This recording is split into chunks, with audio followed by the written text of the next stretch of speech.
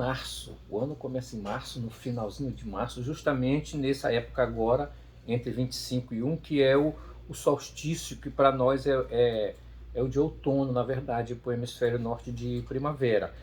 E aí, a partir de 1564, veja bem, o calendário gregoriano foi estabelecido no mundo do Velho Mundo, e o rei Carlos IX da França, ele mudou, né? Ele mudou de 1º de abril para 1º de janeiro, o, o início do ano novo. Então foi através de um decreto, mas só que houve uma rejeição muito grande da população, que continuou comemorando, né, na França mesmo, o ano novo certo, correto, que é nesse solstício de outono aqui para nós, que começa entre 22, 23, 24, que é justamente esse nosso início aqui, né, de março, o equinócio de outono, entre 20 e 21 de março. Ok? Aí esse rei muda e o pessoal começa a comemorar ainda no 1º de abril, o dia do ano novo, a semana do ano novo. E aí eles foram ridicularizados, foram fruto de, digamos assim, foram atacados por brincadeiras, e muitas mentiras foram direcionadas justamente a esse dia, porque não era mais para comemorar o ano novo neste dia, e todo mundo que estava comemorando tinha que estar errado. Então, na Espanha era uma enganação, na França eram brincadeiras, na Inglaterra era o dia dos touros, na França e na Itália era o dia do peixe de abril, e ganha essa conotação de dia da mentira, Robson, interessante, no Brasil. O Brasil é bom dessas coisas, né? E aí é o seguinte, no Brasil surge a maior mentira de todos os tempos, que foi a morte de Dom Pedro I, em 1828, neste dia de 1º de abril. Era uma mentira, realmente, e as pessoas acreditaram, mas logo foi, digamos assim, colocado que realmente não era verdade. O imperador ainda estava vivo. E aí pregaram essa mentira. E isso aí ficou essa coisa, dia da mentira. Pra gente ficou como sendo um dia da mentira.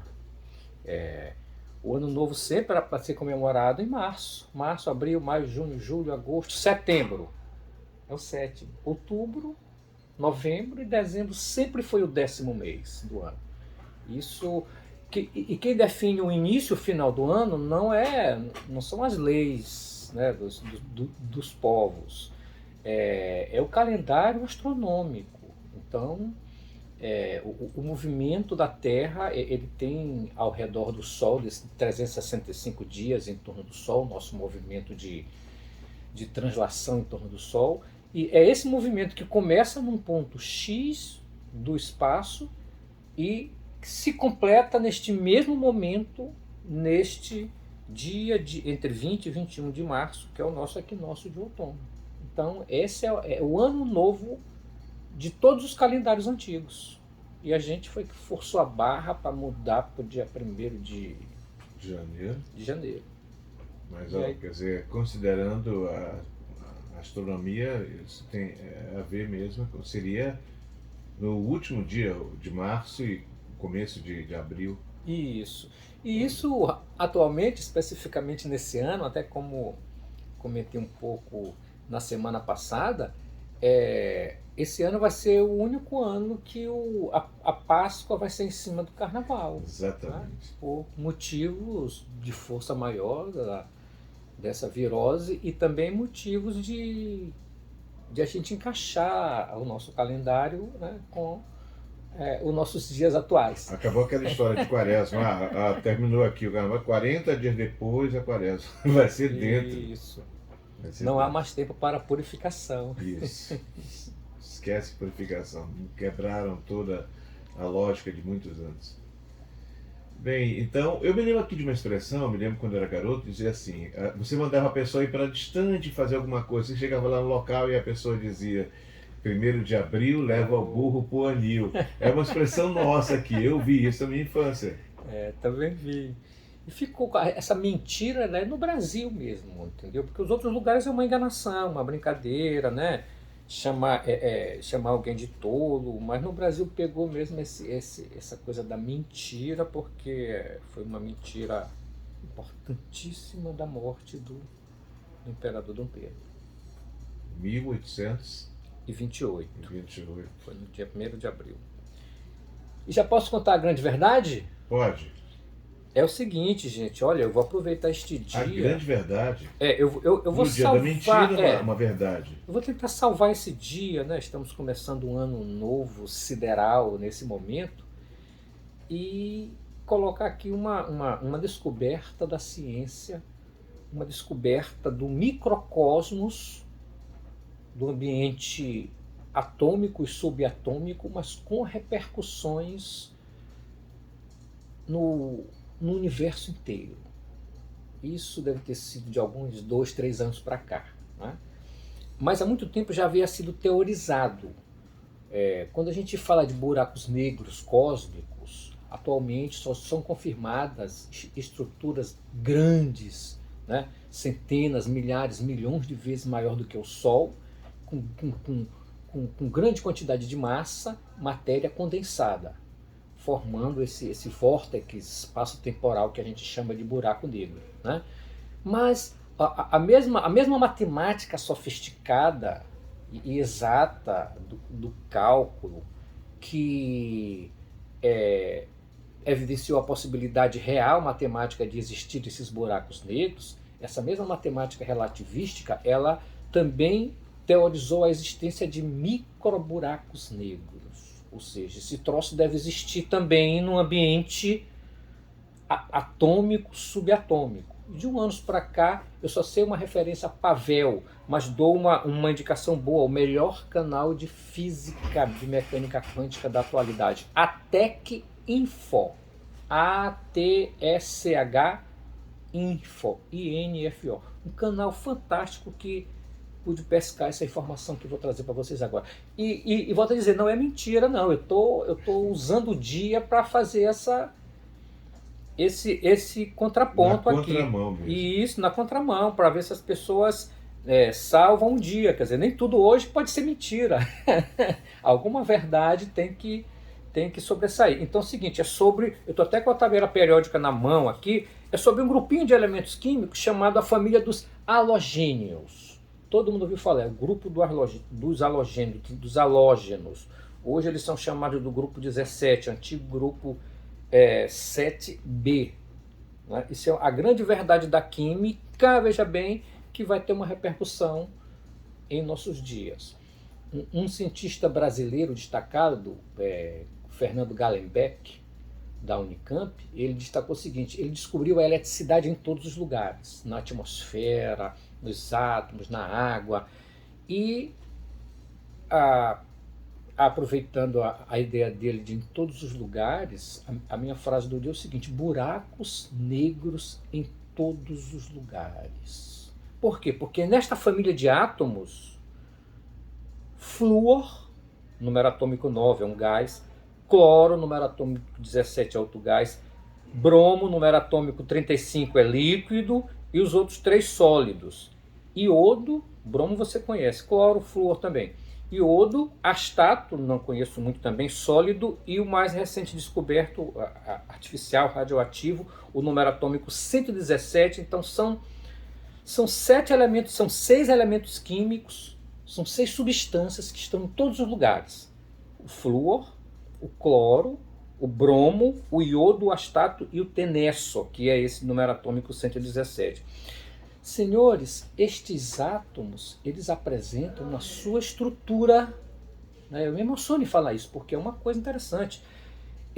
Todos esses 6, eles possuem na sua estrutura da eletrosfera, ali onde está o arranjo dos elétrons, eles possuem um micro buraco negro que já havia sido previsto pela física dos cálculos aí, e eles estão dentro desses átomos. São micro buracos negros ativos dentro de todos esses átomos. Então todo átomo de flúor, toda substância que tem flúor, cloro, bromo, iodo, astato e tenesso, possuem cada um desses átomos. Parece uma mentira, né? Eu vou até fazer porque até os físicos, os químicos, eles não sabem essa informação, então estão temerosos em aceitar isso. Então, dentro de nós, micro buracos negros, talvez os hindus tenham dado um direcionamento para isso, os microchakras, os 88 mil chakras que nós temos no nosso corpo. Que coisa absurda, né? Pode estar ligada com esses átomos. Você está lembrado aqui do. Eu vou dar só um exemplo que eu me lembrei agora.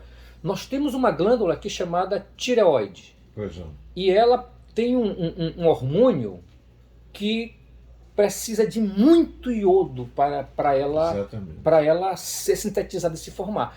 Se tiver muito iodo, dá problema. Se tiver nada de iodo, aí às vezes o bócio, que é uma exatamente. E só para a gente tentar compor essa ideia de microcosmos com macrocosmos passando pelo corpo biológico, esse aqui é um dos chakras importantes aqui do nosso corpo energético. Se você ficar, por exemplo, eu já passei por uma experiência para o ouvinte entender, que parece muito complexo, porque eu estou com um professor aqui na minha mão, um cientista, e ele pode estar falando de coisas muito técnicas, e ele sabe disso. Mas aí como é que isso repercute? Por exemplo, uma vez alguém me falou algo, foi um alergista, eu estava com uma dificuldade alérgicas, emocionais. O que aconteceu? Provocou uma obstrução de glote. Eu perdi a fala durante 2 horas. Eu perdi a minha fala, mas era emocional, porque meu chakra, exatamente esse chakra da garganta, que é por onde passa a minha voz, foi ali que eu perdi. Aí depois de um tempo eu fiquei, as pessoas falaram comigo, eu não conseguia, minha voz não saía. Então, para concluir esse assunto aqui, enquanto você falava, eu me lembrava de José Maria do Amaral, professor mestre, ele dizia: jovem, existe o macrocosmos e o microcosmos. Nós temos uma visão, ele dizia isso em 1978 na cantina da UFMA, ali onde ficava ali a faculdade não, ele subia a escada, a Caixa Econômica era no alto. Ali, naquele período, tinha uma cantina bem embaixo, agora não existe mais a cantina. E ele dizia: existe o macrocosmos e o microcosmos. Ele comparava o átomo ao universo. E você está falando, e nós somos parte de quê? Ora, se o universo tem os buracos negros, que são gigantes, nós, como parte, é lógico que nós temos os nossos micro. Para mim não fica muito difícil de compreender. Beleza. Beleza, então, bem, fica aí a dica. Bem, para encerrar, eu queria que você fizesse, só lembrando de novo o Cândido Mendes, sobre o pesquisador, para a gente encerrar a história de hoje aqui. É um recado que a gente manda para o município de Cândido Mendes, Isso. Maranhão, que entre os anos de 1932 e 1935, um senhor um senhor austríaco, Ludwig Schoenhagen, professor Ludovico, acompanhado do professor também daqui do Maranhão, Rubem Almeida. Nesta ocasião, nesta passagem do Ludwig Schoenhagen por Cândido Mendes, ele faleceu nesta cidade. E a gente está querendo resgatar a história deste homem, está querendo saber se ele foi enterrado, se existe algum alemão famoso, Dr. Ludovico, né, que merece destaque na história do Maranhão, e a gente tem que recontar essa história porque é uma história fantástica de redescoberta das nossas raízes e que esse senhor já sabia nesta época e até hoje a gente não conseguiu resgatar tudo isso que esse professor deixou para a gente. Dr. Ludovico Schoenhagen em Cândido Mendes, Maranhão. Cândido Mendes. Breia não está querendo falar sobre um assunto, mas acho que um dia, quando ele mudar de ideia, ele vai falar. É que houve uma lei assinada por Juscelino Kubitschek para que você juntasse toda a obra, comprasse todo o material do Newton Sá. É isso? Faz só um spoiler, não chega a aprofundar. Houve uma lei do presidente Juscelino Kubitschek, 20 anos depois da morte do Newton Sá, 1959, e que disponibilizava recursos para o resgate de toda a obra do Newton Sá, o estabelecimento de um museu permanente, e a gente tem que resgatar isso. E, gente, nós estamos falando de Newton Sá, para quem está ouvindo o programa pela primeira vez, ele é que fez a estátua ali que o pessoal diz da sereia, não sei o quê, na frente da Igreja da Sé. Quer dizer, foi criado, teve uma lei, mais uma dessas leis que não foram cumpridas, que era exatamente para criar o museu. Isso. Meu caro Sérgio Brenha, olha, eu estou encontrando um parente seu, estou fazendo pesquisa. O Alexandre, lá de Viana, que é historiador de Viana, ele quer falar com você, ele quer fazer contato com você, já passei até o seu e-mail para ele Sim. fazer contato. É seu parente, hein? Ah, que É o bom. Brenha.